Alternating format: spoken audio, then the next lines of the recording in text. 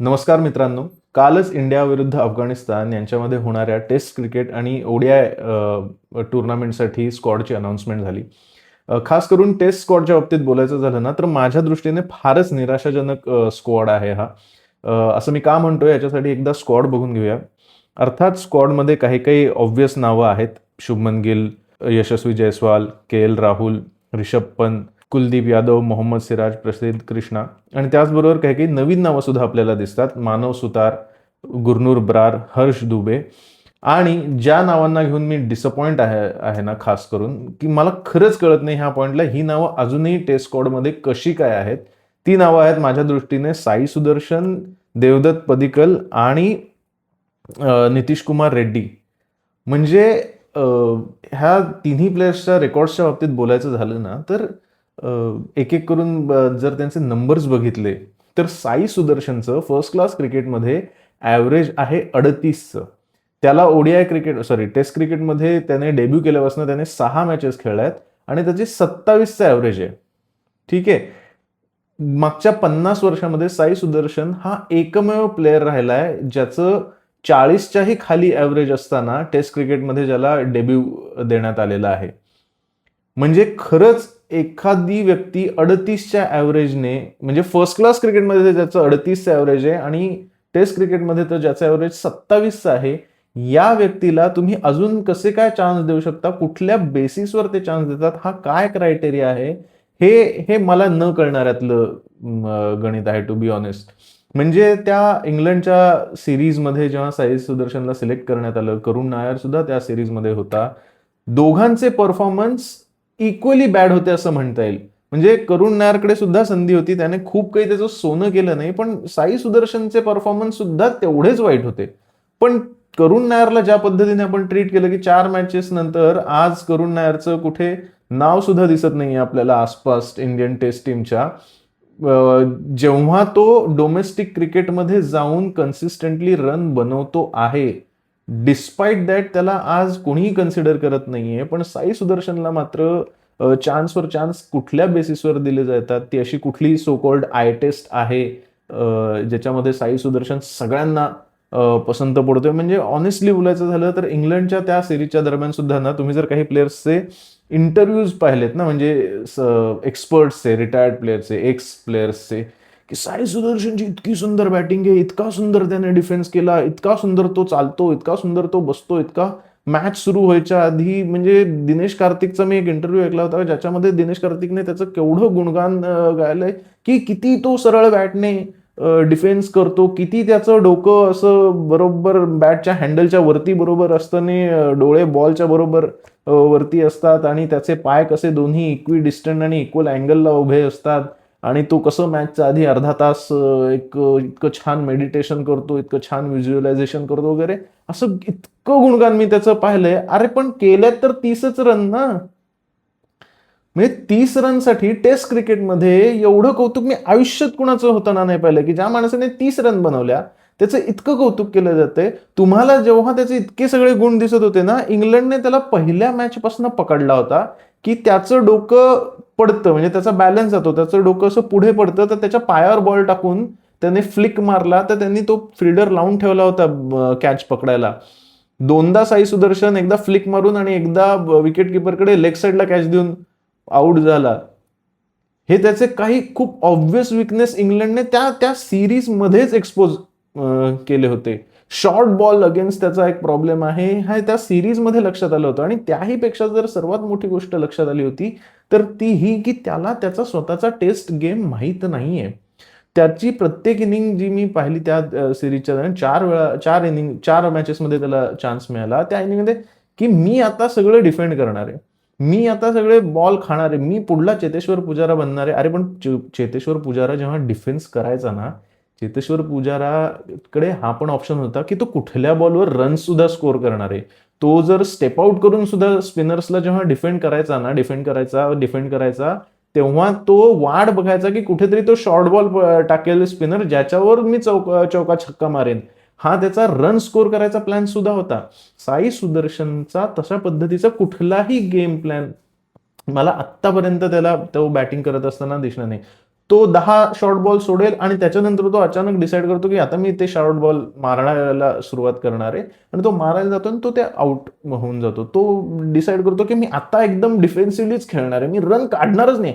मग तू त्या अशा बॉलवर सुद्धा रन काढत नाही जे बॉल अगदी रन काढायला दिलेले बॉल्स आहेत. अँड दॅट क्लिअरली शोज की तो असा एक प्लेअर आहे ज्याला अजूनही स्वतःचा टेस्ट क्रिकेटमधला गेम माहिती नाहीये. जर त्या प्लेअरने 39 मॅचेस खेळल्यात फर्स्ट क्लास क्रिकेटमध्ये, 67 इनिंग्स झाल्यात आणि त्याचं जर ॲव्हरेज 38चं असेल ना, तर त्याच्यामध्ये काहीतरी प्रॉब्लेम आहे, म्हणून त्याचं ॲव्हरेज ते 38चं आहे. आणि असा प्लेअर टीम इंडियाच्या टेस्ट स्क्वॉडमध्ये कसा काय सिलेक्ट होऊ शकतो, हे मला नाही मान्य. हे मला न पटणारं गणित आहे आणि आय एम रिअली डिसअपॉइंटेड त्याच्या ह्या सिलेक्शनला घेऊन. त्याच्यानंतर दुसरा प्लेअर बोलायचा झाला तर देवदत्त पडिक्कल. देवदत्त पडिक्कलचं सुद्धा फर्स्ट क्लासचं ॲव्हरेज हे 42चं आहे. खूप वाईट आहे का? तर नाही. ग्रेट आहे का? अजिबात नाही. ठीक आहे, मागच्या वर्षी तुम्ही म्हणू शकता, मागच्या वर्षी रणजी ट्रॉफीमध्ये देवदत्त पडिक्कल 6 मॅचेस खेळला, 10 इनिंगमध्ये 543 रन बनवून त्याने 60चं ॲव्हरेज त्याचं आहे. चांगलं आहे का? हो. उत्तम आहे का? अगेन नाही. कारण का ह्याच्या विरुद्ध ज्या प्लेयर्सची मी आता गोष्ट करणार आहे ना, ज्यांची मी नावं घेणार आहे, त्यांचे स्टॅट्स मला खरंच कळत नाही की तुम्ही वारंवार हे स्टॅट्स कसे काय इग्नोर करू शकता. Starting with Karun Nair. करुण नायरचं आयुष्याचं म्हणजे तो 100हून अधिक फर्स्ट क्लास मॅचेस खेळलाय. त्याचं करिअर ॲव्हरेज हे जवळजवळ 50चं आहे. त्या माणसाला जर तुम्ही 4 मॅच नंतर बसवता, आणि ते असू शकतं तुमचं म्हणणं ना की नाही इंडियन टीममध्ये इतकी कॉम्पिटिशन आहे की 4 मॅच त्याला दिल्या खूप झाल्या, त्याने आम्हाला पाहिजे तेवढं करून नाही लागलं. पण मग तोच क्रायटेरिया साई सुदर्शनला पण लागला पाहिजे. मग त्याला तुम्ही चान्सवर चान्स देताय आणि करुण नायरला का? कारण का तो 33-34 वर्षाचा आहे, तुम्हाला फ्युचर दिसत नाहीये. अरे अजून आता 37-38 पर्यंत तसंही खेळतात प्लेयर्स. 50चं त्याचं करिअरचा ॲव्हरेज आहे. करुण नायरचा मागचा रणजी सीझन जो होता 2025-26चा, त्या सीझनमध्ये सुद्धा, म्हणजे त्याला इंग्लंडच्या सिरीजमधनं ड्रॉप केल्यानंतर सुद्धा त्याने 9 मॅचेसमध्ये 13 इनिंग्समध्ये 699 रन बनवल्यात 58च्या ॲव्हरेजने. 2024 आणि 25च्या रणजी सीझनमध्ये त्याने 9 मॅचेसमध्ये 863 रन बनवल्या होत्या. 863 रन 53च्या ॲव्हरेजने. तो प्लेअर आता डिस्कशनच्या आसपासही नाही. त्याच्यानंतर आता मी अजून काही प्लेयर्सची नावं सांगणार आहे. यश राठोड. यश राठोड ह्याने मागच्या वर्षी रणजी क्रिकेटमध्ये 6 मॅचेसमध्ये 645 रन बनवले होते. ॲव्हरेज आहे त्याचं 107चं. मागची 2 वर्ष हा खूप कन्सिस्टंट प्लेअर राहिलेला आहे रणजी क्रिकेटमध्ये स्कोर करणारा. विदर्भासाठी खेळतो, मिडल ऑर्डरमध्येच खेळतो.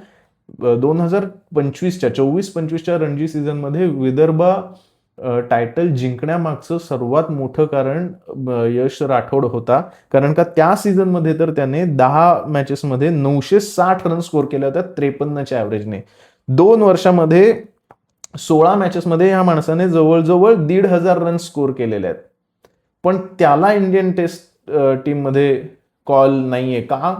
I don't know. त्याच्यामध्ये असं काय आहे जे साई सुदर्शनमध्ये आहे, मला माहित नाही. दुसरा अजून एक प्लेअर आहे रविचंद्रन स्मरण. कर्नाटकासाठी हा प्लेअर खेळतो. ह्या वर्षीच्या रणजी मधला हायेस्ट स्कोरर आहे. या वर्षीमध्ये त्याने रणजी क्रिकेटमध्ये 9 मॅचेसमध्ये 950 रन स्कोर केल्यात. 86चं ॲव्हरेज आहे त्याचं. त्याच्या आदल्या वर्षी त्याने 7 मॅचेसमध्ये 516 रन स्कोर केले, 64चं ॲव्हरेज आहे त्याचं. पण त्या प्लेअरला सुद्धा म्हणजे ह्या स्क्वॉडमध्ये जागा नाहीये. कसं काय हे मला खरंच माहित नाही. या पॉइंटला मला खरंच कळत नाही.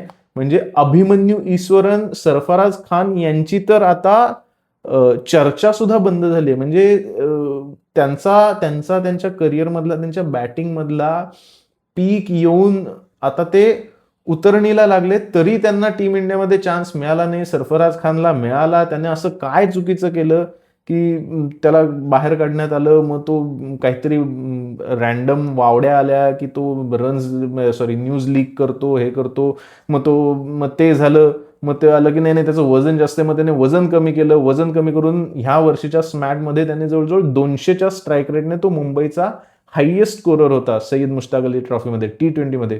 ते करून तो T20मध्ये आला. चेन्नईसाठी सुद्धा तो चांगला खेळला, पण तरी सुद्धा ह्या वर्षीच्या टेस्ट स्क्वॉडमध्ये त्याची जागा नाहीये. सरफराज खानचं करिअर ॲव्हरेज आहे 64चं.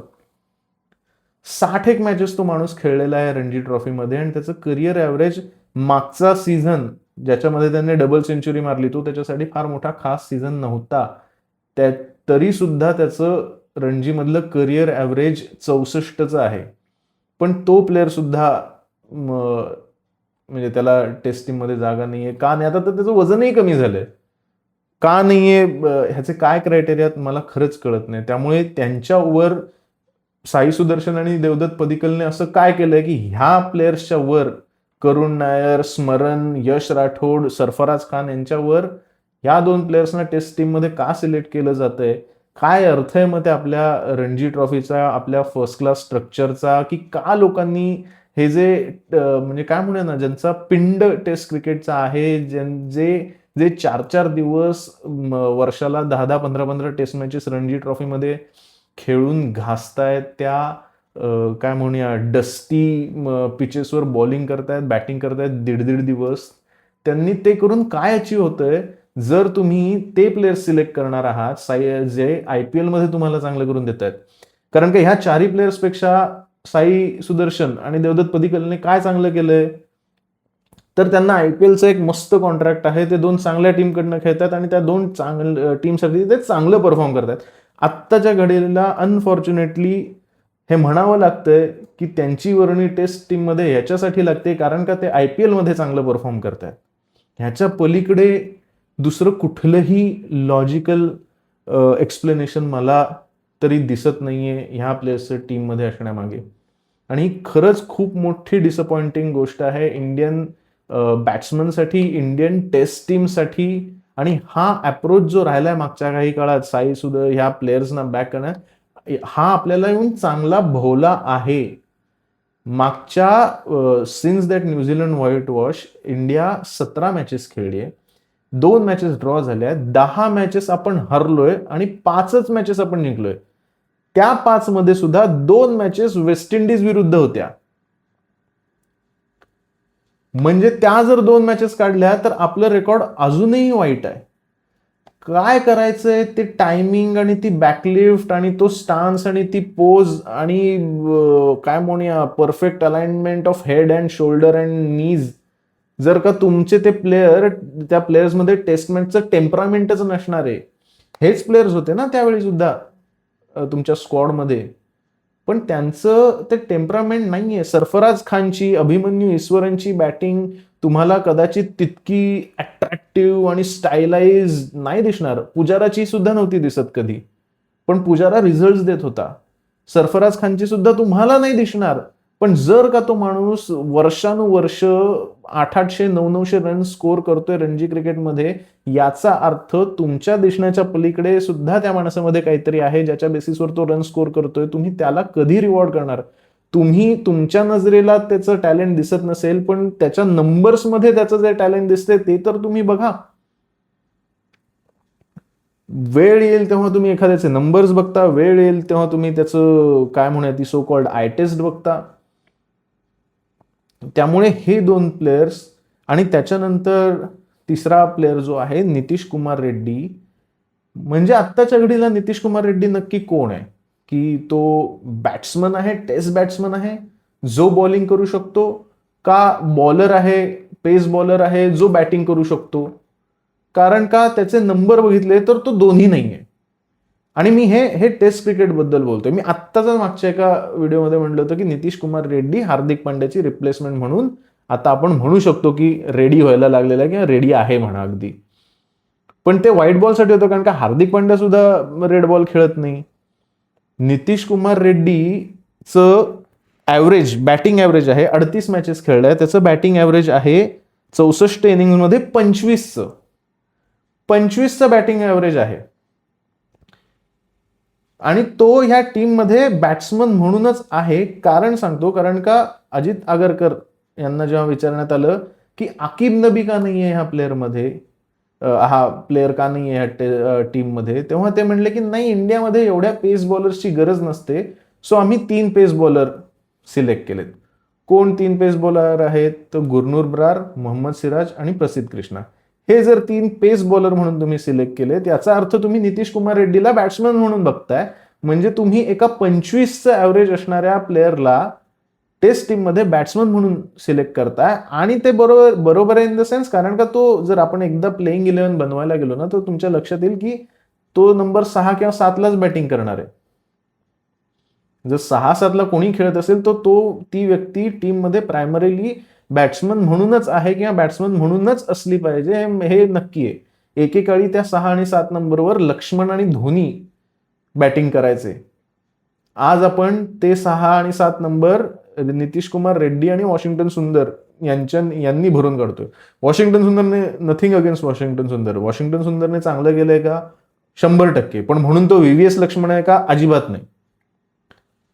नितीश कुमार रेड्डीने ती 1 सेंचुरी मारली, त्याच्या बेसिसवर आम्ही म्हटलं की नाही, हाच आमचा तो पेस बॉलिंग ऑलराऊंडर आणि आम्ही त्याच्याच मागे हात धुवून पडलोय. अरे पण मग ते एखाद्याला एका सेंचुरीच्या बेसिसवर अख्खी सिरीज, काय पुढली सिरीज पण देण्यात येते. आणि एक प्लेअर आहे ज्याने ट्रिपल सेंचुरी मारली होती, तो पुढल्या मॅचला बाहेर गेला होता. मग 1 सेंचुरी अशी काय म्हणजे वेगळी होती नाही, एक ट्रिपल सेंचुरी असून सुद्धा अशी काय कमी होती की त्या प्लेअरला चान्स नाही मिळाला किंवा अजूनही मिळत नाहीये. बॉलर म्हणून जर नितीश कुमार रेड्डीकडे बघायचं झालं तर इंडियन पिचवर बॉलिंग, म्हणजे आपण ही मॅच होणार आहे ना, इंडियामध्ये ही मॅच होणार आहे. तर तुम्ही जसं म्हणता तसं 2 पेस बॉलर तुम्ही फार तर खेळवाल, 3 पेसरच्या म्हणजे वरती टीममध्ये जागा नाहीये. बॉलिंगच्या बाबतीत नितीश कुमार रेड्डीचं बोलायचं झालं तर त्याने 64 इनिंगमध्ये 70 विकेट घेतल्यात. म्हणजे इनिंगला त्याची 1 विकेट आहे.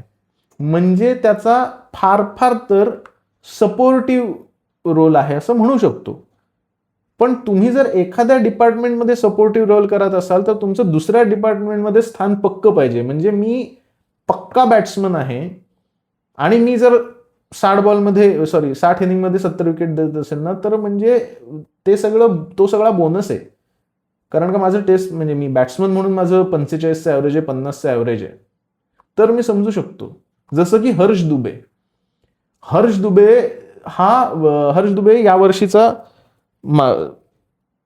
यावर्षी हर्ष दुबेने 10 मॅचेसमध्ये 69 विकेट्स घेतल्यात. 19 इनिंग्समध्ये 69 विकेट्स घेतल्यात हर्ष दुबेने. या वर्षीच्या आणि मागच्या वर्षीच्या रणजी ट्रॉफीमध्ये. जितक्या नितीश कुमार रेड्डीच्या 64 इनिंगमध्ये म्हणजे अख्ख्या करिअरच्या जेवढ्या इनिंग आहेत ना, जेवढ्या विकेट्स आहेत, तेवढ्या हर्ष दुबेने एका सीझनमध्ये घेतलेल्या आहेत 19 इनिंग्समध्ये. आणि त्याचं बॅटिंगमध्ये ॲव्हरेज आहे 25चं. तर त्याचं बॅटिंगचं जे 25चं ॲव्हरेज आहे ना, ते खूप उत्तम आहे. कारण का तो प्रायमरीली टीममध्ये आहे ॲज अ बॉलर. त्याचं जे हे सिलेक्शन झालंय हे त्याने त्या रणजी ट्रॉफीमध्ये घेतलेल्या विकेट्समुळे ॲज अ बॉलर सिलेक्शन झालेलं आहे. तो बॅटिंग देतो हा बोनस झाला. त्या केसमध्ये 20 आणि 25चं ॲव्हरेज मान्य आहे मला, अगदीच मान्य काय, खूप चांगलं आहे. पण नितीश कुमार रेड्डीचं नाही, कारण का त्याचं बॅटिंगचं जर 25चं ॲव्हरेज आहे तर बॉलिंगमध्येही त्याने दिवे लावलेले नाही आहेत. त्यामुळे ते जे म्हणजे महेश मांजरेकर काय म्हणतोय, संजय मांजरेकरने जे म्हटलं होतं ना, bits and pieces player, Nitish Kumar Reddy perfect त्या पठडीत बसणाऱ्यातला आहे. ते प्लेअर तुम्हाला व्हाईट बॉल क्रिकेटमध्ये कामाचे डेफिनेटली आहेत, महत्वाचे आहेत, रादर जरुरी सुद्धा आहेत. पण टेस्ट क्रिकेटमध्ये तुम्हाला त्यांचा फारसा फायदा नाही. ऍटलिस्ट नितीश कुमार रेड्डी आत्ता ज्या स्टेजला आहे त्याचा. ती जर सेंचुरी नितीश कुमार रेड्डीचं काढून टाकली ना ऑस्ट्रेलियामध्ये त्याने लावलेली, तर त्याचा ॲव्हरेज 25च्याही खाली घसरेल. आणि मग हाच जर का क्रायटेरिया आहे तर मग आकिब नबी का नाही आहे ह्या टीममध्ये? आकिब नबीने मागच्या वर्षी, ह्या वर्षी आकिब नबी रणजीचा हायेस्ट विकेट टेकर राहिलाय. 10 मॅचमध्ये 17 इनिंग्स आणि त्याने 60 विकेट घेतल्या आहेत. 12.5ची इकॉनॉमी आहे जवळजवळ त्याची. 12.5चं ॲव्हरेज आहे, 2.65ची इकॉनॉमी आहे. हा प्लेअर कसा काय नाही असू शकत तुमच्या स्क्वॉडमध्ये? अरे मान्य आहे की तुम्हाला ते तुमचं जे काय म्हणणं आहे की 3च पेस बॉलर वापरू शकतो, इंडियामध्ये एवढ्या पेस बॉलर्सची गरज पडत नाही. माझ्या म्हणणे तर मी तर पेस बॉलर बद्दल बोलतच नाही. मी तर म्हणतो की ज्या बेसिसवर तुम्ही नितीश कुमार रेड्डीला सिलेक्ट केलंय ना, त्याच बेसिसवर मी आकिब नबीला तुम्ही सिलेक्ट करायला पाहिजे खरं तर नितीश कुमारच्या जागी. कारण का ऍज अ बॉलर म्हणून तरी त्याचं टेस्ट टीम मध्ये एक डिझर्विंग स्थान आहे. त्या उपर त्याचं बॅटिंगमध्ये 19चा ऍव्हरेज सुद्धा आहे. आता तो जेव्हा 19चा ऍव्हरेज देतो ना तेव्हा ते मान्य आहे, चांगलं आहे. कारण का तो बॉलर म्हणून त्याने मागच्या 2 वर्षात 18 मॅचमध्ये जवळजवळ 104 विकेट घेतलेले आहेत. 13चं ऍव्हरेज आहे त्याचं, 13-13.5चं ऍव्हरेज आहे आणि इकॉनॉमी 3च्या खाली आहे. 2 वर्षात ज्या पेस बॉलरने, इंडियामध्ये पेस बॉलरचं बोलतोय मी, ज्या बॉलरने इंडियामध्ये 104 विकेट घेतल्या आहेत 2 वर्षामध्ये 18 मॅचेसमध्ये, 2.5-3च्या इकॉनॉमीने, प्लस तो तुम्हाला थोडीफार बॅटिंग देतो. विजय हजारेमध्ये यावर्षी त्याने 8 वर येऊन सेंचुरी मारून जम्मू काश्मीरला मॅच जिंकवली होती. ह्या वर्षी जम्मू काश्मीर रणजी ट्रॉफी जिंकलं, याच्या मागे one of the biggest reason Aqib Nabi हा प्लेअर होता. ह्या प्लेअरला का नाही स्थान देऊ शकत तुम्ही? कसं नाही देऊ शकत? नितीश कुमारच्या जागी त्याला माझ्या ते स्थान मिळालं पाहिजे. गुरनूर ब्रारच्या जागी त्याला स्थान मिळालं पाहिजे. सिराज ज्याला तुम्ही नुसता दामटवताय, प्रत्येक सिरीज आणि प्रत्येक फॉर्मॅट खेळवताय, मागच्या इंग्लंडपासून तो खेळत असलाय. बुमराह सोबत त्याला सुद्धा विश्रांतीची गरज आहे. त्याला विश्रांती देऊन तुम्ही आकिब नबीला त्या जागी ट्राय करू शकत होता, पण ते तुम्ही केलं नाहीत. आकिब नबीने आता ह्याच्यापेक्षा आणि बरं तो पेस बॉलर आहे, ही इज ऑलरेडी 29 वय आहे त्याचं. 2 वर्ष झाली डोमेस्टिकमध्ये घासून त्याने खोऱ्याने विकेट काढल्यात. वेळ आलीच त्या बॅटिंगने कॉन्ट्रीब्युट केलंय. कधी ना कधीतरी त्याचा तो फॉर्म डिप होणार, जर तुम्ही त्याला आत्ता संधी नाही ना दिली तर. आता आपण जे सरफराज खानचं होताना बघतोय, जे अभिमन्यू ईश्वरनचं झालेलं आता आपल्याला दिसतंय की त्यांचा तो बॅटिंगचा पीक आता कुठेतरी ओसरायला लागलेला आहे. कारण का ते त्याच्यावरती त्यांना इंटरनॅशनल क्रिकेटला कधी वावच देण्यात आला नाही. तसाच कदाचित पुढला सीझन आकिब नबीचा जाईल, रणजीचा एक ऍव्हरेज सीझन जाईल आणि आपण त्याला विसरून जाऊ. मान्य की तुम्ही कदाचित ओव्हरसीज साठी विचार करत असाल त्याचा, पण अफगाणिस्तान विरुद्ध तुम्ही ऍज अ टोकन की बाबा तू एक चांगलं 2 वर्ष जे काय तू मेहनत घेतलीस रणजीमध्ये, त्याबद्दल एक पोचपावती म्हणून तरी त्याला सिलेक्शन द्या. बाकीच्यांना म्हणजे इंडियन टीम मध्ये कोणालाही सिलेक्शन असं वाटलं नाही गेलं पाहिजे प्रसादासारखं, हे मला मान्य आहे, 100% मान्य आहे. पण तुम्ही ज्या लोकांना वाटताय प्रसादासारखं, तर तो प्रसाद द्यायचाच आहे तर निदान डिझर्विंग कॅन्डिडेटला द्या. सो हे 3 प्लेयर खास करून माझ्या दृष्टीने या टेस्ट टीम मध्ये कसे आहेत, का आहेत, हे मला अक्षरशः कळलेलं नाहीये, पटलेलं नाहीये. त्याच्यानंतर बॉलिंगमध्ये बोलायचं झालं तर हर्ष दुबे, मानव सुतार, गुरनूर ब्रार, हे 3 नवीन चेहरे आहेत. हर्ष सुतार आणि हर्ष दुबे डोमेस्टिक क्रिकेटमध्ये अत्यंत चांगलं काम करत आलेले, त्यामुळे त्यांचं सिलेक्शन मी समजू शकतो की तुम्ही कुठेतरी रवींद्र जडेजाची रिप्लेसमेंट पाहायची आत्ताच्या क्षणी गरज होती का, तर मला नाही वाटत. कदाचित रवींद्र जडेजाला तुम्ही खेळवू शकला असतात. रवींद्र जडेजा T20चा भाग नव्हता, तो आत्ता IPL खेळतोय, त्याच्यानंतर टेस्ट खेळणारे ओडियामधनं सुद्धा तुम्ही त्याला आराम दिलेला आहे. सो कदाचित टेस्टमध्ये तुम्ही रवींद्र जडेजाला खेळवू शकला असतात, पण तुम्ही नाही खेळवतात. ते का हे मला नाही कळलेलं, पण ठीक आहे. त्याच्या जागी निदान तुम्ही ज्या प्लेयर्सना ट्राय करताय, मला ते प्लेयर वाटतात की त्यांचं एक डोमेस्टिकमध्ये चांगले परफॉर्मन्स राहिलेले आहेत. बॅटिंग वाईज ते दोघं रवींद्र जडेजा आहेत का, तर अजिबात नाही, पण बॉलिंग वाईज कदाचित ते इव्हन बेटर असू शकतात. खास करून हर्ष दुबे, मानव सुतारचं सुद्धा डोमेस्टिकमध्ये चांगलं परफॉर्मन्स राहिलेलं आहे. गुरनूर ब्रार हे मला स्टॅट्स वाईज बघायला गेलं ना, गुरनूर ब्रारचा तर फार काही इम्प्रेसिव्ह स्टॅट्स नाही आहेत त्याचे. ठीक आहे, 18 मॅचेसमध्ये फर्स्ट क्लास क्रिकेटमध्ये, मी टेस्ट सिलेक्शन बद्दल बोलतोय, 18 मॅचेसमध्ये त्याने 52 विकेट घेतलेले आहेत. ठीक आहे, खूप काही असे एक्स्ट्राऑर्डिनरी स्टॅट्स नाही आहेत, पण काही वेळा बॉलर्सचे स्टॅट्स, तो किती चांगला बॉलर आहे म्हणजे ह्याचा तुम्हाला अंदाजा येत नाही. कधी कधी म्हणजे ते बॅट्समन बीट होतात, पण तो एज नाही लागत जो कॅचला जाईल, किंवा कॅचला जरी गेला तरी फिल्डर कॅच सोडतात. तर कित्येक विकेट काही वेळा फिल्डर्सनी ड्रॉप केलेत म्हणून तुम्हाला विकेट्स मिळत नाहीत, किंवा बॅट्समन बीट होतात पण समहाऊ आउट होत नाहीत, किंवा तुम्ही कधी कधी फक्त रन कंट्रोल करता, बॅट्समन तुम्हाला डिफेन्सिव्हली खेळून काढतात. त्यामुळे तुमच्या की नंबर ऑफ विकेट्स फक्त क्रायटेरिया असू नाही शकत, हे मी मान्य करतो. पण त्यामुळे मी कुठेतरी म्हणेन की गुरनूर ब्रार म्हणजे त्याचं ऑन ॲव्हरेज जरी परफॉर्मन्स दिसत असला तरी ठीक आहे. आय एम शुअर की सिलेक्टर्सनी काहीतरी पाहिलं असेल, सो त्याला तो चान्स देण्यात आला. बट आय विल स्टील म्हणजे असं म्हणेन की मी माझं मत तो एकदा म्हणजे बघू या सिरीजमध्ये बॉलिंग करताना जर का तो आपल्याला दिसला तर ठरवता येईल की काय नक्की आहे ते. आणि त्यामुळे काय असेल आपली प्लेइंग 11 ह्याचा जर एकदा विचार करायला गेला तर आपले ओपनर फिक्स आहेत जयस्वाल, के.एल. राहुल. त्याच्यानंतर अनफॉर्च्युनेटली बट असं दुखतंय म्हणजे असं की नंबर 3ला राहुल द्रविड, चेतेश्वर पुजारा आणि साई सुदर्शन आता. पण मला असं वाटतं की साई सुदर्शनच दिसेल T20मध्ये, कारण का त्याने खूप चांगलं केलेलं आहे. कारण का साई सुदर्शन आणि देवदत्त पदिक्कलमध्ये बोलायचं झालं ना तर देवदत्त पदिक्कलचं बेटर रेकॉर्ड आहे. म्हणजे त्या दोन्हीपेक्षा वेगळे डिझर्विंग मी जे मगाशी नावं घेतली ते प्लेयर्स आहेत, पण त्यातल्या त्यात बेटर रेकॉर्ड देवदत्त पदिक्कलचं आहे. सो आयडियली माझ्यामध्ये तर देवदत्त पदिक्कलला चान्स मिळायला हवा, पण तसं होणार नाही. चान्स साई सुदर्शनला मिळेल. इंडियाच्या टेस्ट कॅप्टन सोबत त्याची खूप चांगली मैत्री सुद्धा आहे, त्यामुळे ती पण खूप फरक पडतो तिचा जेव्हा तुम्ही एकत्र बॅटिंग करता, त्यामुळे तो फेवर त्याला मिळणार. त्याच्यानंतर 4 नंबरला गिल आहे. 5 नंबरला मला अजूनही असं वाटतं की इंडियाला एका प्रॉपर टेस्ट प्लेअरला खेळवणं, बॅट्समनला खेळवणं गरजेचं आहे, जो कदाचित सरफराज खान, यश राठोड, स्मरण यांच्यापैकी कोणीतरी होऊ शकला असता. पण तो जर नाही तर पदिक्कलला खेळवावं.